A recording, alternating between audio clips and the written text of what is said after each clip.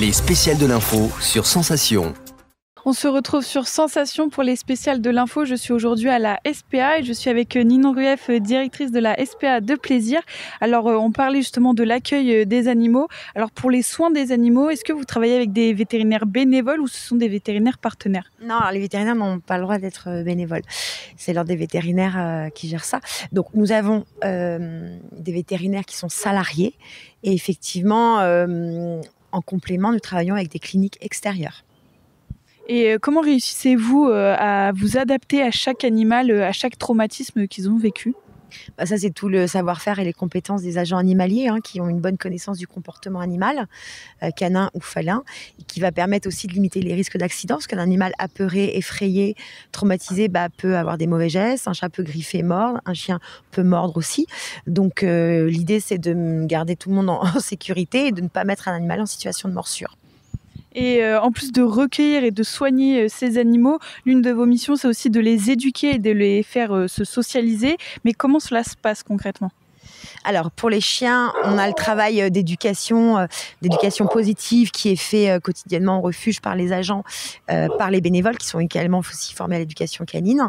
Et puis, on peut faire appel aussi parfois à des éducateurs canins extérieurs pour des cas un peu plus extrêmes. Ça peut être très long, ça peut prendre parfois des années avant que l'animal soit réhabilité pour pouvoir intégrer un foyer avec les conditions assez strictes.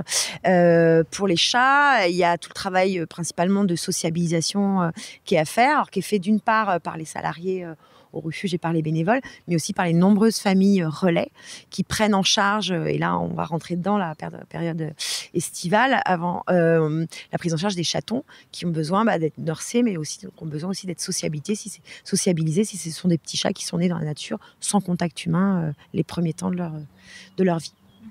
Et comment vous gérez les animaux devenus très craintifs, voire agressifs, notamment les chiens ? Comment faites-vous pour rester en sécurité tout en rassurant l'animal ?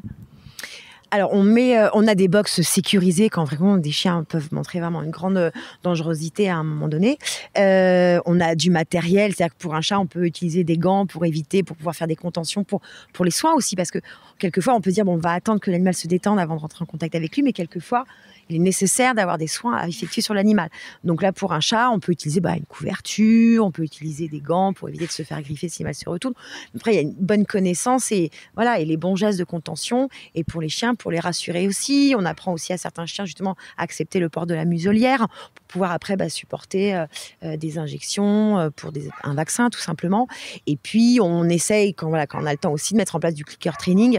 C'est-à-dire que on va associer des choses pas sympathiques, donc on va dire un soin, ça peut être un nettoyage d'oreilles, une injection, à quelque chose de positif pour que l'animal, du coup, soit beaucoup plus serein au moment de l'administration des soins. Donc, c'est-à-dire qu'on va utiliser de la friandise, c'est ça l'éducation positive, c'est des friandises pour associer quelque chose de positif à quelque chose de moins sympa.